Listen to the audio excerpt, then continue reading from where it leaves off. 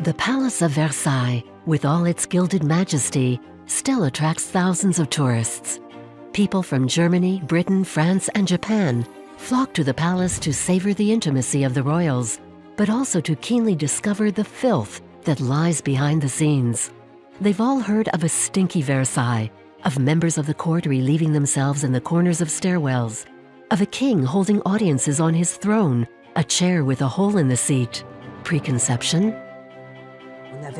They didn't have the same means for cleaning the palace. Cleanliness was defined by having good breath and feet that didn't smell. Perfumes came in to mask the lack of cleanliness. So where did this bad reputation come from? Were the royals really as dirty as their stinky palace? One very important point to make is each era is convinced it's clean.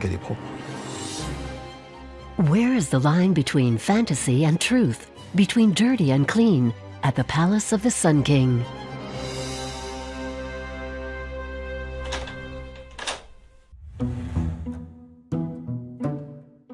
Legend has it that Louis XIV only took one bath in his long life. Is that just another preconception, or was Louis really not a fan of bathing? There were no bathrooms at the time of Louis XIV, no specific places for washing. People bathed in the river. They could also bathe in their chamber, in which case a copper bathtub would be brought in and filled. But one has to admit it was rare for the king to take a bath. In his youth, the king used to go to what we now call spas. Male members of the aristocracy would gather there to talk of this and that, and notably of their mistresses. So Louis XIV did bathe more than once in his lifetime. However, cleanliness is still a sensitive issue, and while the Sun King did enjoy the palace ponds, it was to cool down, not to wash. What's more, back then the term hygiene was rarely used. These days, we might see it as a filthy place, a relatively stinky place, a place very far from our present-day understanding of hygiene. But back then, they didn't see it like that. Louis XIV was convinced he was remarkably hygienic. More importantly, water wasn't thought of as hygienic. On the contrary, water was thought to contain all ills, real and imaginary. People believed that once the pores of the skin had been opened by hot water, the body was all the more vulnerable to miasmas and recurrent epidemics. It was clearly the plague that brought about this irrational fear of water.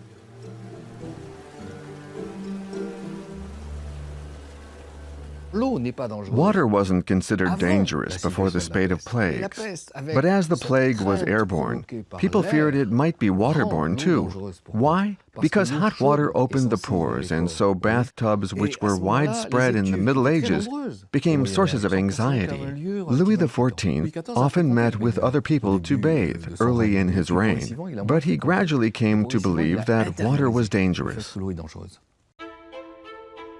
Many historians believe the fear of epidemics led to the reign of filth at Versailles. But it wasn't only the plague that was feared. Once hot water had opened the pores, bodily humors might escape, resulting in the loss of vital forces, imbecility, and even miscarriages. And when bathing was prescribed by physicians, it was for medicinal reasons, to evacuate ills. Louis XIV was therefore forced to take a bath, to clean the inside of the body, like leech bleeding and other purges. Louis XIV was frequently bled, once every 2 weeks, because bleeding was thought to purge the inside of the body. One of the biggest fears was humors, which were considered to be the most corruptible substances for the body. What was the answer? To expel them, through sweating, by purging, as seen in the plays of Molière, and by bleeding. This expulsion restored health, contrary to what we believe medically today, and also cleaned the inside of the body.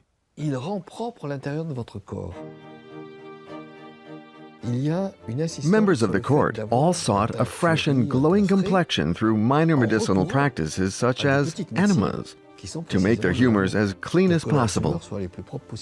There are amazing scenes in novels of the time of women being administered enemas by their maids, and then these same maids being bribed by the husband to give him an enema without his wife knowing. So this is proof of the practices we talked about before. There was a play on both appearance and cleanliness. So if you weren't sick and there was no heat wave, no bathing, in Louis XIV's reign, there was only one bath at the palace, or rather one bathroom suite. The orangerie still contains a souvenir from this incredible room, an octagonal bath carved from a single block of Rouge de Reims marble. The king commissioned it for his favorite, the Marquise de Montespan. It was to be a central decorative piece of her luxury apartment. Her apartment was planned at the early stage of Louis XIV's plans to enlarge the palace. And beyond pleasing himself, he wanted to impress his mistress. Louis XIV was madly in love with his favorite and was always out to impress her. She was striking, somewhat haughty, spirited, and had inherited the famous Mortemart wit, so nothing was too fine for her. When Louis XIV planned the apartment, entirely marble and porphyry, very precious stone, he was intent on astonishing her. The bath was not only a work of art, because it was carved from a single block, but it was also extremely expensive. The equivalent of 50 years' pay for a stonemason, or the price of a beautiful mansion on the outskirts of Paris. But once again, the bath wasn't for reasons of hygiene. It was large for one reason. The king and his mistress could easily fit in as two, for relaxation, caresses, and eroticism, but not for washing. When Madame de Montespan was disgraced, she was forced to leave the upper story and move to the bathroom on the ground floor, the former site of their amour. The fall to the ground floor also symbolized her fall in the king's heart. Members of the court of Versailles were not keener bathers than the king, perhaps even less keen. Their apartments were too small for a bathtub, so if there was no tub, just how did they wash? The term used at the court of Louis XIV was a dry wash, which means they cleaned themselves up, but without water. How did they go about this dry wash? They simply wipe themselves down with a white piece of cloth, sometimes soaked in some kind of acidic solution. This acidic solution was supposed to get rid of dirt and the smell of sweat. But it was, and I must insist on this to emphasize the lack of hygiene awareness at the time, a dry wash. For Louis XIV, his wash was not only dry, but public. Mathieu Davina, scientific director of the Palace of Versailles, retraces the steps of those courtiers who, every morning, attended the so-called Rising of the King and his dressing. This is Louis XIV's bedchamber, where he slept, and the so-called parade apartment. It's very richly decorated. He slept here every night and was awoken every morning in public at 8 o'clock or 8:30. You must imagine a camp bed for the king's personal valet, who would draw back the curtain saying, "Your Majesty, this is the hour." His old nursemaid, while she was still alive, was the first into his bedchamber to give him a good morning kiss. She died in 1688. Imagine this little old lady who had been Louis XIV's nursemaid. When he was 50, she was still the first to give him a good morning kiss. She would leave, as she wasn't an official attendee of the King's Rising, and she was followed by the so-called men of the faculty, his personal physician, who checked his pulse, and his surgeon, who checked the King's stools to make sure he was in good health. These men of the faculty then stood aside to make way for the courtiers, who entered according to their rank.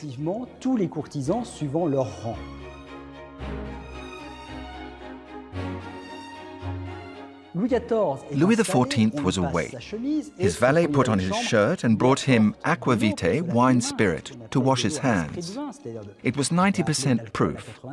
The valet held a jug in his right hand and poured the spirit over the king's hands, with a tray in his left hand to catch any spillings. The king was handed a towel to dry his hands. Then he sat up to be shaved. It was fairly basic.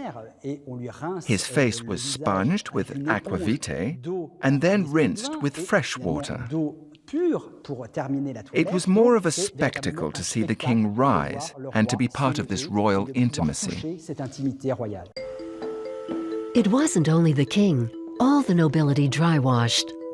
Anne Fauré-Carlier, curator of the Decorative Arts Museum of Paris, reveals more about this intimate moment. Painter Voiriot chose to depict a woman after rising and carrying out one of her first activities of the day, washing and dressing.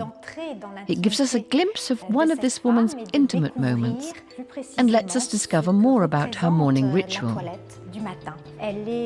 She's already out of bed. 18th century noblewomen tended to rise early, and she's wearing a negligee, a light satin robe. Some of these paintings also show us the various people who were present at her washing and dressing, like the priest, there to hear her confession, the fabric merchant, there to show her his latest designs,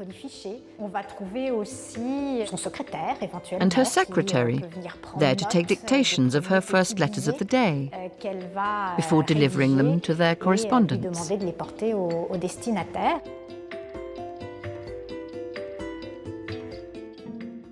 At the court, small books were passed around, so small they could be slipped into a pocket. Known as treatises on health and manners, they laid out rules for new arrivals. All of them stressed the importance of cleanliness. But at Versailles, perhaps more than elsewhere, cleanliness was more a case of appearance. The supreme distinction was linen. It had to be snow white. Courtiers may not have bathed, but they changed clothes several times a day. Clothing was triumphant. There was a gradual cascade of clothing, from the collar downwards, and on the legs, hose went upwards and finished with lace. At the cuffs, linen was also let out to be visible. What does this symbolize exactly? This is a fundamental point. It symbolizes the interior. Linen emerging from the vest is the inside coming out. It's a play on the inner and the exterior. It's fundamental. More often than not, changes of clothing were due to sweat. Less dangerous than bathing, a new shirt was supposed, it was thought, to eliminate filth. Cleanliness was clearly a matter of appearance. But it was also a matter of inner feeling and outer feelings. So clothing played a double role. It wasn't only about how the body felt, it was about displaying. So cleanliness was something you displayed. However, the inner feeling was also important too, because changing clothes was linked to personal sensitivity. One of the first to express this so magnificently was Montaigne, who said, "Bear with my sweat," which means he changed his clothes. There are many other examples. Take Princess Palatine. After leaving Marly for another chateau, she wrote, "I have traveled roads that were so dusty that on arrival I'm exhausted and have dust everywhere." What did Princess Palatine do? She wrote that she wiped herself down and changed clothes. That's definitely not washing. As a fashion item or a display of cleanliness, linen was king. Aristocrats who wore white linen believed they were cleaner than peasants dressed in hemp. This fight for white was determined by the number of shirts or blouses contained in your wardrobe. Imagine the king's shirts piled up in trunks, just like his treasure. Linen was a luxury product at the time, something that was excessively expensive. The king's wardrobe was on the ground floor, whereas his apartments were upstairs. So the trunks in his bedroom were for emergency. Valets didn't need to sprint downstairs. The king had spare shirts in his trunk. And they were very expensive, in cotton, linen, cloth more expensive than a piece of furniture or a painting. A painting we might buy at hundreds of millions of dollars cost only 20 to 40 pounds at the time, whereas shirts, tablecloths, and bed linen cost fortune.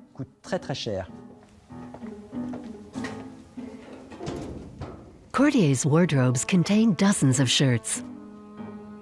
They were so precious to their owners that they are listed in posthumous inventories. Denis Brunat, a curator of the Decorative Arts Museum in Paris, shows us some of the rare and exceptional pieces kept in the museum's reserves. Court clothing was never washed. It was merely rubbed, scrubbed, and brushed as carefully as possible.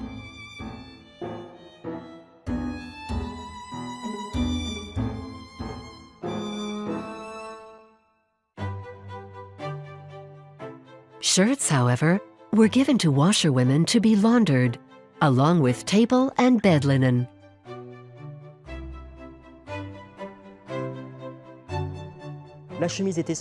Shirts were essential because from the Middle Ages until the mid-19th century, they were the only undergarments to be worn by both men and women. Whenever you were undressed, you still had on your shirt. This is a man's shirt. The man would have been totally naked underneath. So the shirt was an undergarment both for the higher and lower parts of the body.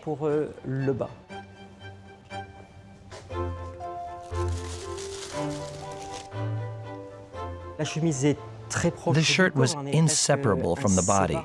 It was considered a second skin, hence the French expression to be ass and shirt, meaning that the shirt covered not just the body, but the buttocks too. So the body and the shirt were totally inseparable. These breeches may look a little weird, but they were usual back then.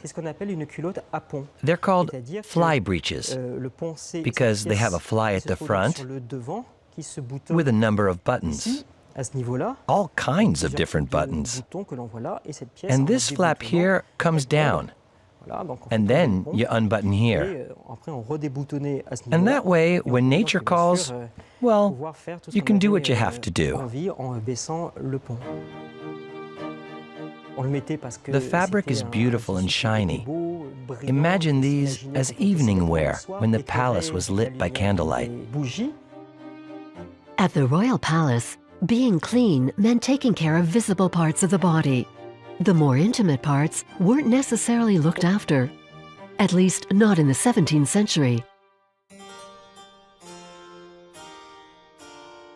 So how did they cover up bodily smells in a palace where courtiers competed to be the most elegant?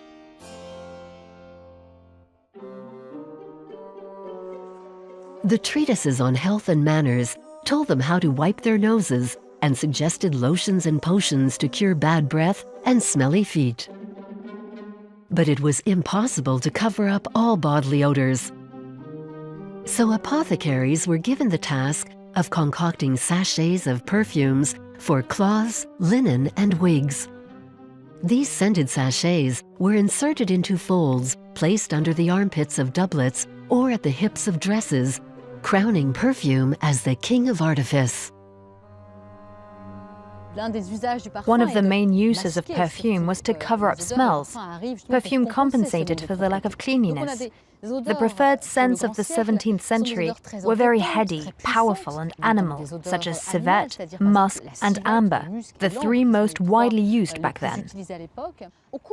As a young man, Louis XIV overused the heady, voluptuous perfumes of the 17th century, and in the end, he couldn't stand them. The moment he entered a room, he had the windows opened.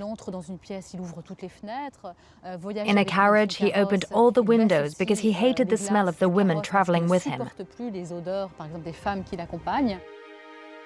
As Louis XIV favored the very suave scent of orange blossom, He built a classical palace to protect his precious orange trees, especially imported from China, from the winter frosts. Because other than its perfume, orange blossom had virtue. It was said to be an aphrodisiac. From the Hall of Mirrors to the apartments, valets sprayed the palace here and there with the delicate fragrance. Only Madame de Montespan seemed not to care about her royal lover's taste and continued to pile on the perfume. Madame de Montespan was a great fan of her perfumes and creams, and she would have herself rubbed down naked on her bed with outrageous strong scents. Louis XIV liked them a lot early on, but towards the end of her reign as his favorite, he was no longer able to stand them because they were so heady, and he attributed to them the migraines he'd been suffering from for a number of years. He made a remark to Madame de Montespan in public, which came as a real slap in the face to her. As she was about to climb aboard the Queen's carriage, he told her that she wore much too much perfume. In the late 1670s and early 1680s, Madame de Montespan was suspected of concocting potions to make the king stay in love with her, and also of plotting to kill his most recent mistress, Mademoiselle de Fontanges. The scandal shook up the entire court because some courtesans were accused of witchcraft and performing black magic ceremonies involving children, etc. So you can imagine that with all her strong perfumes, she became suspect in the eyes of Louis XIV. Heady perfumes used to hide smells and to cast spells, and also as disinfectants. During an outbreak of plague or other epidemics, perfume was used as a purifying agent. The role played by perfume makers during the plague was very important. In towns inflicted by the plague, victims flocked to buy perfumes, and often at very high prices. Perfume makers were located by entrances and in the busier streets, so that they could entice passers-by whom he dabbed with products to transform them in a way.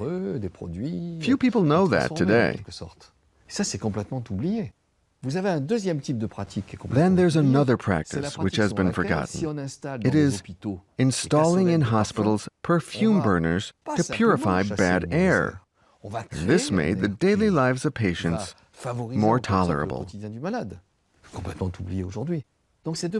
So these two practices help us understand today how in the 17th century, using perfumes meant having a feeling of getting rid of dirtiness. The use of perfume also led to a new demonstration of cleanliness, of appearing in other people's eyes, that is to say, of having a deep-down incarnation of cleanliness. So perfume had become a status symbol to such an extent that distinctions were established. Royal perfumes, bourgeois perfumes, and perfumes for the poor. At the palace, perfume was clearly a luxury item. For sumptuous banquets, Louis XIV scented his fountains with orange blossom or jasmine water. But it was under Louis XV that the court of Versailles became known as the perfumed court, because being at the height of fashion meant wearing a different scent every day. The famous perfume of 1,000 flowers was created for Queen Marie Antoinette, an olfactory masterpiece composed of flowers from all seasons. Another illusion of cleanliness was makeup. Applying powder was cheating, masking your cards, camouflaging pockmarked cheeks. So faces were painted and sentiments thus hidden. Courtesans had to be in control of both natural expressions and emotions. In the 17th century, a new central hierarchy was established, and sight was top of the list, above smell, touch, and hearing. It was appearances that counted, what you saw, not the truth. And powder had a big role in the art of dissimulation. The faces were almost caricatures. With whites and reds, they looked like they should be on stage. Makeup accentuated expressions, and, of course, in France, the 17th century was the century of theatre and the study of expression.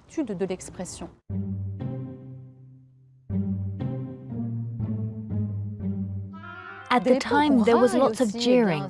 The nobility, with its made-up faces, embodied double meaning, hypocrisy, and the term barefaced, without makeup, has come to mean blatant, unabashed, outright.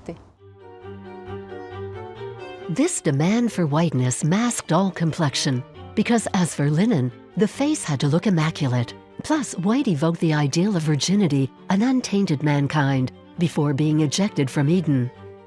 A snow-white face meant having a clean, unscarred soul. So white also came to symbolize the idle classes, the aristocracy, sheltered from the elements, unlike the peasants with their tanned faces. This quest for whiteness took on all forms, and many of them toxic. The most widely used skin whitener was Venetian ceruse, a cosmetic known since antiquity. The Greeks and Romans also produced ceruse-based powders, which resulted in extreme irritation to the skin and often irreparable damage. Venetian ceruse also dried out the skin, so if worn all day, it contributed to premature aging of the skin and to wrinkles, and crow's feet much faster than was natural. And ceruse was made from pigment of white lead, a metallic powder, so it caused much more important damage. To the eyes, for example. There were some very serious eye diseases. When ceruse was applied to the throat, it could cause chest irritations and even affect the lungs. And so as ceruse could definitely harm the skin, other strategies were found. Fake beauty spots were added as a final touch to cover up the ravages of this fatal product. Some pictures show faces with up to 18 beauty spots covering up as many pockmarks. But before becoming an artifice, the beauty spot was a code of elegance. And for the 18th century courtesan, life could be grueling. 3 whole hours to dress and make up every morning, and then a change of clothes after lunch. The theater, supper, a night of love. A demand for beauty and splendor which often approached excess.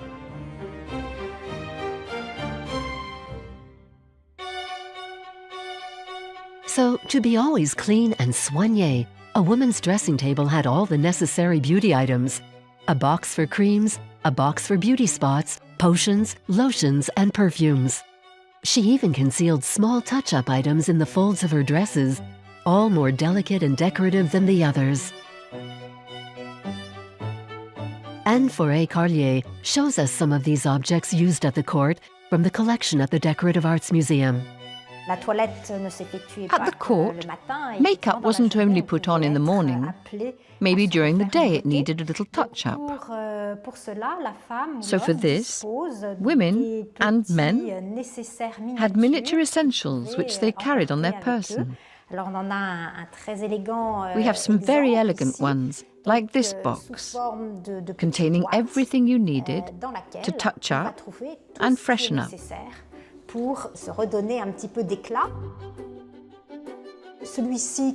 This one has 2 flasks, one for scent and the other for smelling salts. Smelling salts were very important because if a woman thought she might faint, she immediately took a sniff to regain her spirits. Remember that women wore very tight corsets, which was the main reason they tended to swoon. It has other tools, like these small tweezers, maybe for removing unwanted facial hair. Such objects were probably offered by an admirer to his loved one. And in general, they have inscriptions, as in this case. For example, on this small flask holder, it says, "Nothing is too good for those whom one loves."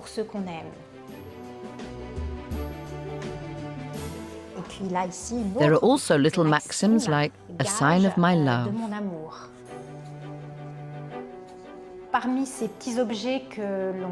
Some of the objects they carried on them were playful, like this small porcelain leg with a beauty spot just above the knee.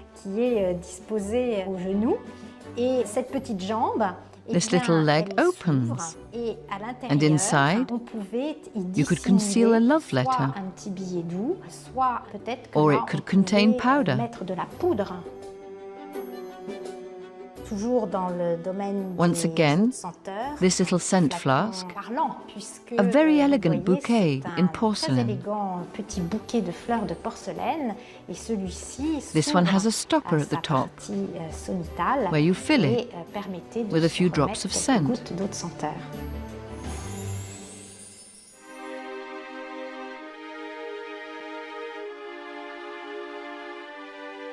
Another color that was high in illusion was red.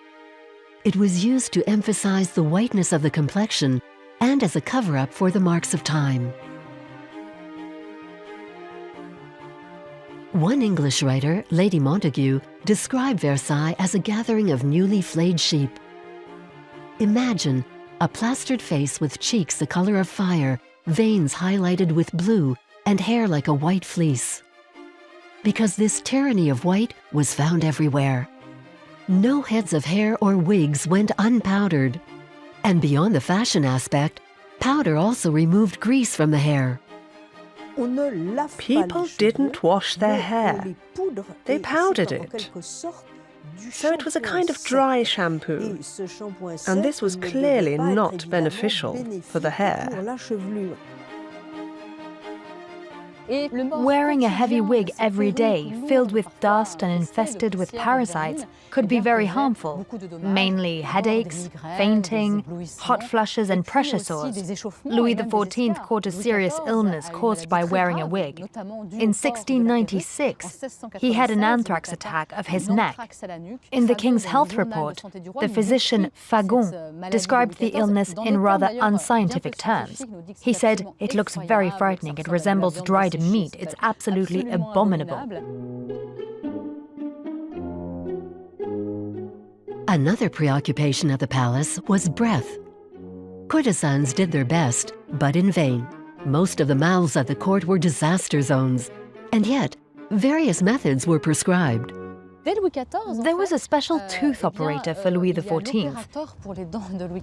Every morning he would bring the king sweet-smelling or astringent plant roots, such as licorice, rosewood or rosemary, so he could brush his teeth with them. They were a precursor of the toothbrush. And he would soak these roots in theriac, an ancestor of toothpaste, if you like. There were also old-fashioned traditional methods, like cleaning your teeth with tobacco, because it was believed to contain disinfectants. Madame de Sévigné, in a letter to her daughter, even described using urine, because urea was also an astringent whitening agent. Women also traditionally concealed small balls of musk in their mouth to disguise a hollow in the cheek caused by the loss of a tooth. We know Louis XIV had tooth problems early in life. He had recurring abscesses, and finally in 1685, his tooth operator decided to pull out a tooth, but ripped apart the entire upper palate.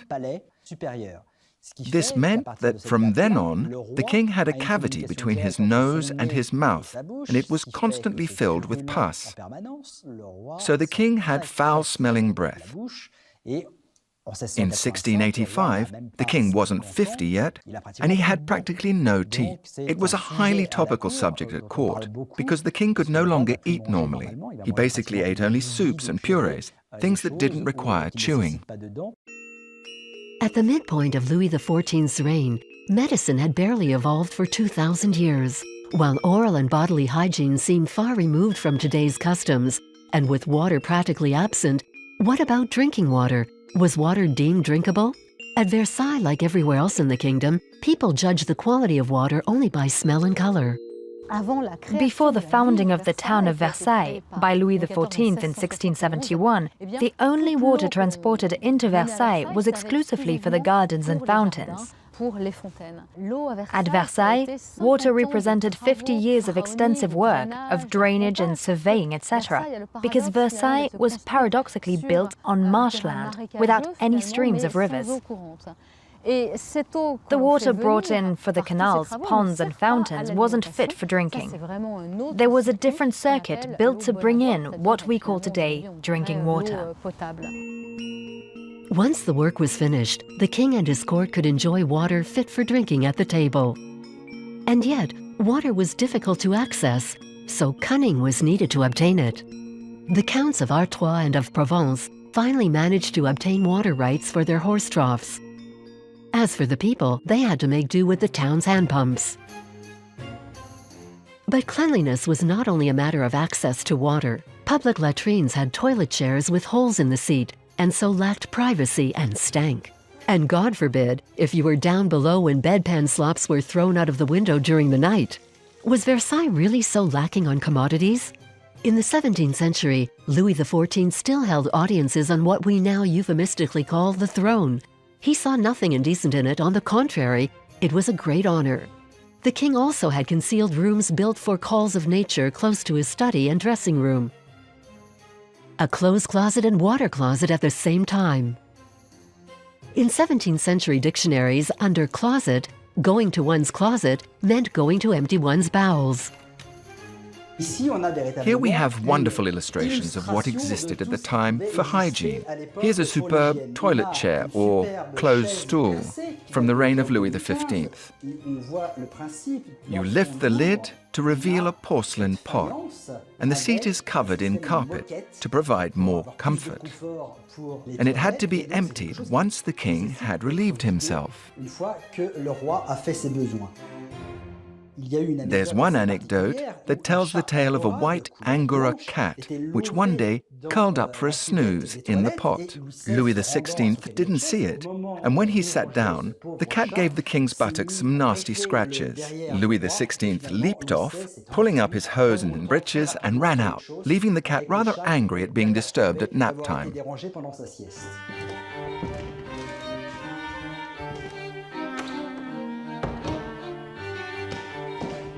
At Versailles, there were several types of toilet. We've just seen a French-style toilet, but here's an early 18th century evolution, known as an English-style water closet system, invented in 1727.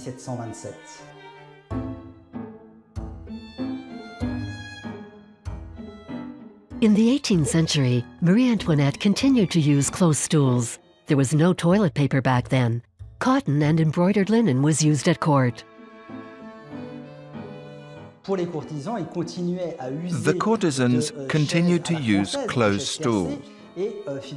But a number of lazy, uncouth valets, rather than go empty the pots in the cesspits dug for this purpose, they would throw the slops straight out of the window with barely the decency to shout, "Watch out below."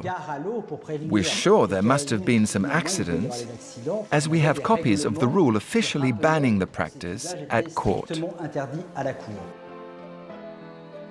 After the laying out of the palace forecourt, the king had public latrines built, known as pissing walls. But were these enough for the 4,000 people who lived at the palace and for the hundreds who visited every day?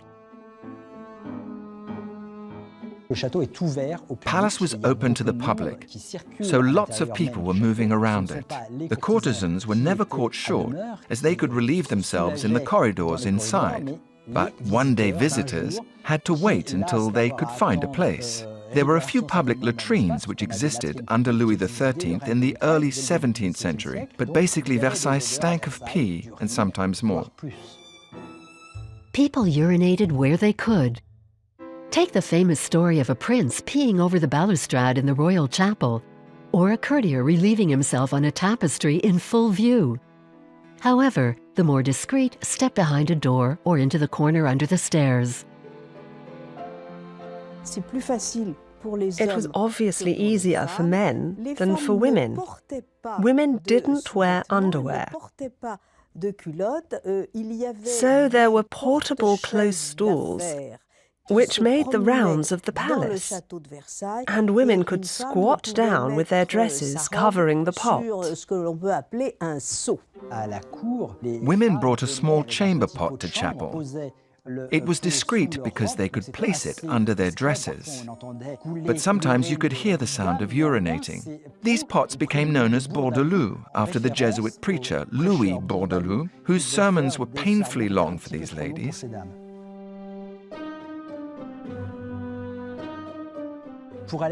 For more discretion on the chair, there were often fake books. Many of them were called Trip to the Netherlands. This because the idea was invented in the 1670s when France was at war with Holland. So lots of Frenchmen at court would have fun saying they were going to defecate on Holland. There were lots of amusing expressions to evoke the more intimate parts of courtly life.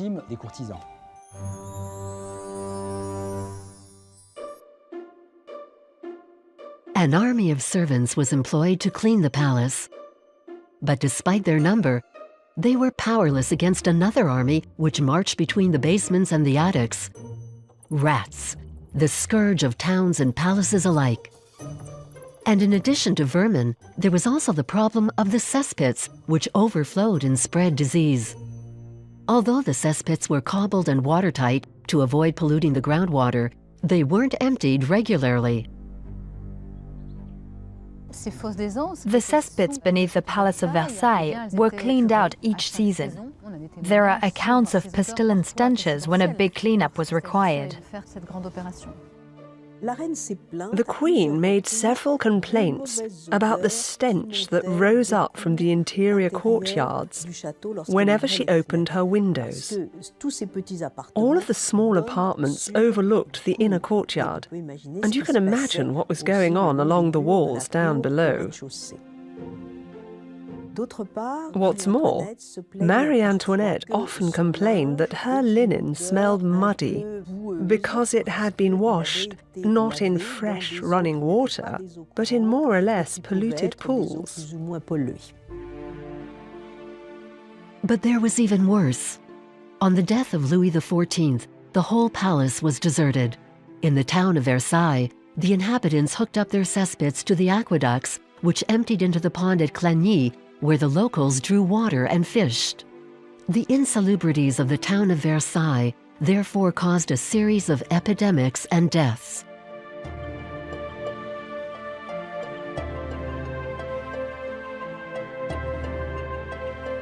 When Louis XV returned to Versailles in 1722, the sanitary state of the water must have been disastrous, with unofficial branches in the network and springs surrounded by wastewater. There had been no upkeep of the fountains and the hydraulic system. So Louis XV launched new works to restore the fountains, lay down new sanitary rules for sewers, and to relocate cesspits far away from water sources. Plus, it was decided to use the extraordinary hydraulic machine at Marly, which drew water from the river Seine, and to use some of it as fit for drinking.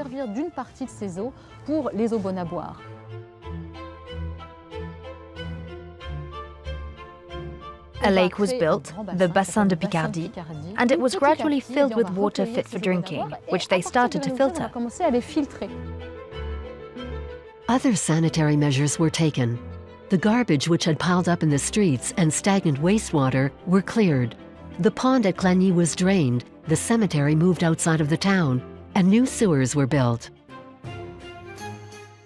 Hygiene improved thanks to new technology, but also thanks to new trends.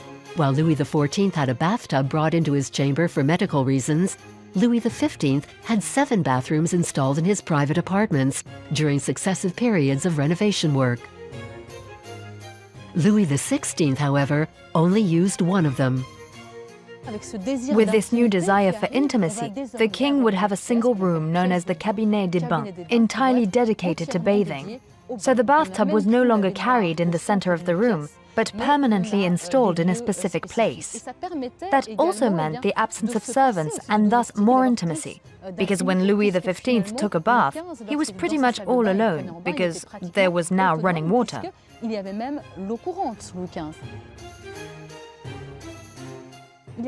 Louis XV had two bathtubs, one to wash in and one to rinse off in. So he was more independent when he bathed because he didn't need a valet to empty the bath, wash it, then refill it.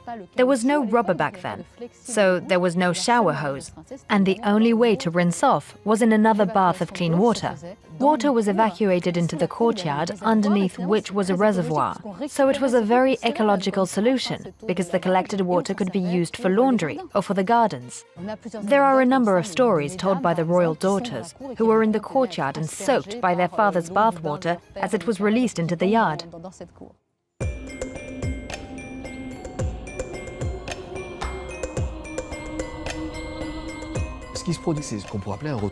There was what one might call water savings. This saved water had several uses. It was used for what I would call partial enemas on the newly invented bidet, which enabled a form of intimate hygiene, quite different to the form it would take later. It was easier to wash one's armpits thanks to what was known as the half bath.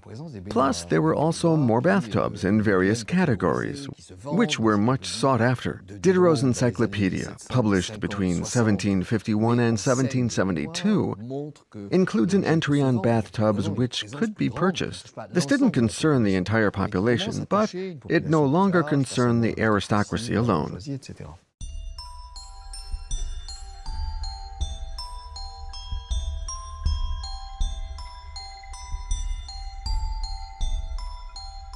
During the reign of Marie Antoinette, delicate yet nonetheless royal bathrooms were installed in the Petit Trianon. But they were considered more for relaxation than for washing. Pastime rather than personal hygiene. Doctors still viewed hot water with suspicion.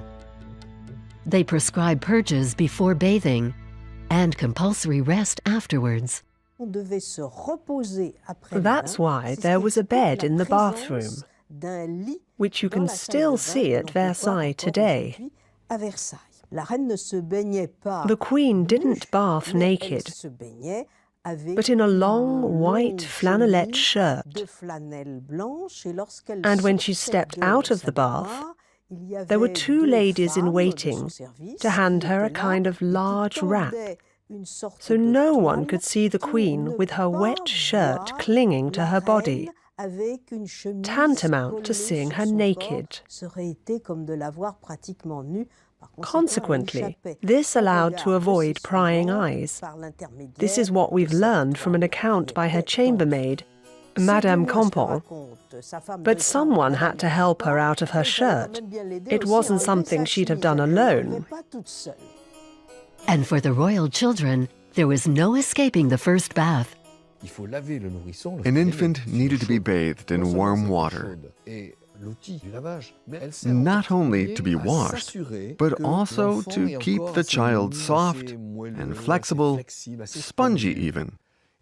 And so, it helped nursemaids check the child's posture and readjust the members if necessary, if they didn't have the required form. It would help them accentuate certain forms, like the neck or the loins, for example, to give them the correct angles. So water became a tool for moderation. And after the bath, the infant's body was covered in flakes from oyster shells, so it was well protected, and then it was hugged tightly so that the humors didn't escape, and that was a child's bath time. Regarding the intimate hygiene of women, there was one last taboo: menstruation. When women were indisposed, they protected themselves with what were known as warmers, menstrual pads that were probably fixed to a belt on bad days. Marie Antoinette's periods kept coming when she wanted to fall pregnant. She wrote to her mother about this, using their family euphemism, "The wife of General Krottendorf has returned." In the late 18th century, courtly cosmetics were harshly criticized. Some critics noted the multitude of lotions, potions, and powders overload the brain, block pores, and lead to premature hair loss. Powder is so abundant, at the slightest movement it falls onto the shoulders. Clearly, wigs are not what they used to be. Two generations clashed during the reign of Louis XVI. That of the grandparents, with fixed faces plastered in white and rouged cheeks, and that of the youngsters, who sought a natural look and a fresh complexion. There was a shift to the natural, and cosmetics also began to move in that direction. And this was clearly due to the Back to Nature works by Rousseau, which were very popular at the court. So cosmetics began to reflect this naturalism. Powders became more discreet, rouge was used little on the cheeks, but a pale complexion was still de rigueur. Then, in the late 18th century, the makeup of the court would be adopted by the nobility in Paris, then by the bourgeoisie, resulting in the makeup we have today, which masks certain conditions. It's no longer exclusive to an elite.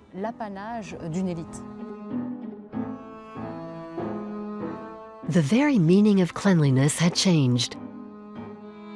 In the future, perfume and powder would no longer conceal foul smells. The purifying and cleaning effects of perfume were no more. Standards of hygiene were no longer dictated by treatises of health and manners, but by doctors. And in the 19th century, to be clean, you had to wash, and with water.